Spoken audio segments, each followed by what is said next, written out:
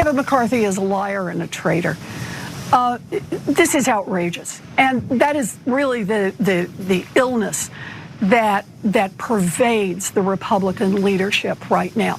That they say one thing to the American public and something else in private. They understand that it is wrong what happened, an attempt to overthrow our government, and that the Republicans instead want to continue to try to figure out how to make 2020 election different instead of spending their energy on how it is that we go forward. Senator Elizabeth Warren is catching some serious news. I mean, I guess it's back and forth, from positive to negative, but she's going in on Kevin McCarthy based off of this revelations from those tapes that showed how much he lied about what he wanted to tell President Trump as far as resigning after the January 6th debacle. Now, it's always news whenever a Democrat calls a Republican a liar and a traitor accurately. So everyone's talking about this. But of course, the questions swirled all around on Sunday, and some Republicans kind of felt indifferent about it. Others completely tried to defend and deflect. So let's start with Representative Victoria Spartz. She was talking about this.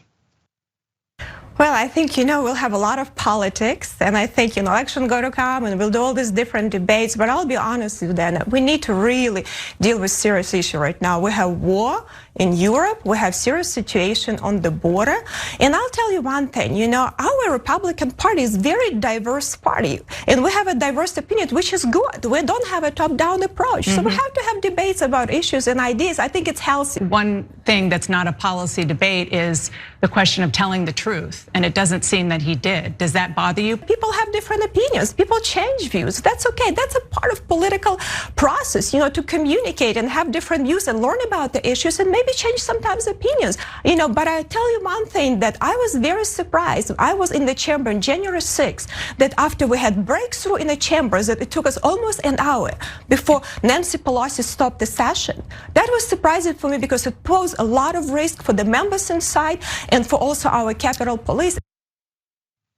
It's like a textbook with some of these Republicans. First, you act like you don't really care about it, and we have other things to talk about. Yes, go to those normal things, all the talking points. Then you come back to make sure you talk about Nancy Pelosi and what she did wrong on January 6th, so you can deflect anything that's going on with this particular part. We're not talking about changing your political views and having thoughts differently than what you had before. We're talking about lying and then folding to someone who continues to lie, and then you're not showing that you have any principles whatsoever. Says Victoria Spartz. She knows the Republican lines well enough. Roy Blunt with a different approach. It's more like, I don't know. Please leave me out of it. Watch. How can Americans believe what the top Republican in the House says? Well, a lot of people were saying a lot of things in that 2 weeks. I haven't talked to the minority leader in the House about this, but he's been close to Trump. Frankly, when I first heard this, I thought anybody who'd been as close to President Trump as Kevin McCarthy would know that the last thing that Donald Trump was going to do was either resign or quit. Is it a credibility problem, though, that he came out and denied it, and now there's tape that the world has heard that disproves his denial? Well, you'll have to ask him that. My guess is you don't remember every conversation you're in exactly the way it occurred, and maybe you remember it the way you want it to occur. It's enough. It's enough. This maze of trying to make it through this without being direct and straightforward is tough. Apparently, you have to ask Kevin McCarthy if his credibility has been shot, because that's who you ask. Hey, someone who just ran up their credit card bills and then bought a car and then got it repoed, ask them if their credit is shot. Don't ask them, ask the credit bureaus, because they're the ones who determine this. We all know his credibility is shot. It's a matter of whether or not we're gonna hold him to account for it, which apparently Roy Blunt wants nothing to do with. We're gonna move on some more because Howard Kurtz was also on with Glenn Greenwald. Oh, you can imagine where this might have gone. No, they actually had to admit that this is a big deal. Watch. So now the media are accusing the probable next Speaker of the House of telling a falsehood because the audio contradicts those denials. I think it's hard to make any other case. I mean, if you read the denials, they were very assertive in saying that the reporting from this new book was false. They're now trying to sort of move the goalpost, and actually Congressman McCarthy himself is saying, I never told Trump to resign, but that was never the claim. And it didn't say that in the book. It didn't say that he ever followed through, yeah. Exactly, it's so clear that he got caught lying. I think if you want to defend him, and I don't know who would, it's a very hard job to manage a Republican caucus with 250 very disparate voices with Donald Trump hovering over you.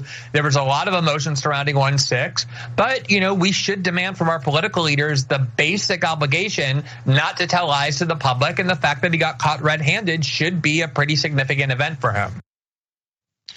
Brett, we've gone left, right, and in the middle of all these responses. Now, Greenwald and them there have to admit it. There was more to that, but I want to first get your thoughts because there's a bit of a lightheartedness to this approach saying, we should at least ask for them not to lie. But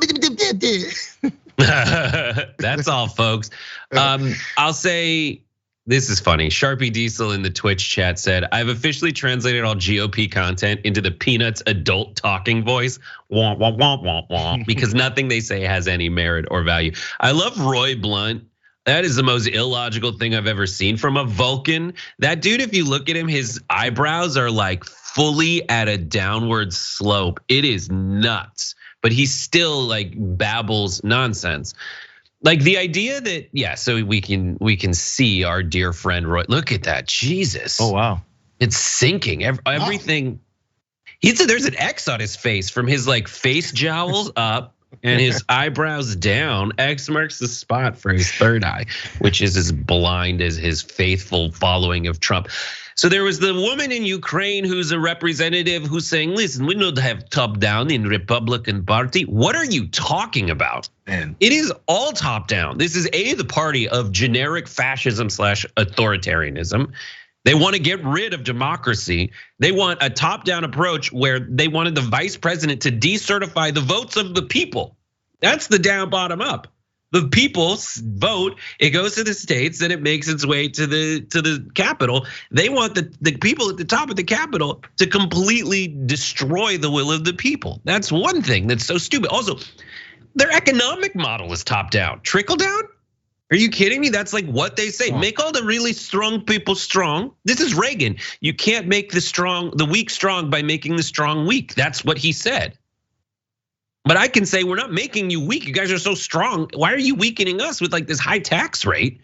And you guys get to have all these loopholes and corporate handouts where now I have to pay a larger percentage of my income in tax than a bajillionaire. It's all top down and it's all nonsense. And this is something, taking it back to the first clip that you played with Elizabeth Warren. Will it even matter to Republican voters that someone who's on the right, who's a politician, lied in this way? No. They pick and choose which lies piss them off. Case in point, they call her Pocahontas because she may sort of have exaggerated on a form when she was applying to college. This guy lied about whether he was gonna tell the president he wanted him to resign. They sweat the small stuff all the time if it's in line with them feeling right and owning the libs. And if exposing this lie doesn't help them to own the libs, then it doesn't matter that he lied to them, because they love feeling like an authoritarian is telling them what to do. It gives them purpose. As long as the background of that argument from the authoritarian is that there's some schmuck on the other side who's browner than me, who's poorer than me, who wants some of the equality I get to enjoy, then they'll be mad. That's the basis for all the culture wars. Make sure you have someone else that you hate more, that you want to suppress and keep from having the rights you have, or just say they're kind of weird. I don't like that. But Kevin McCarthy can lie all he wants. They can say right in front of their faces, and they'll continue right down this line and be like, yeah, I want him to speak her even more. I want that liar. We'll see. I guess the only way to stop that is to vote. Well, those problems always happen.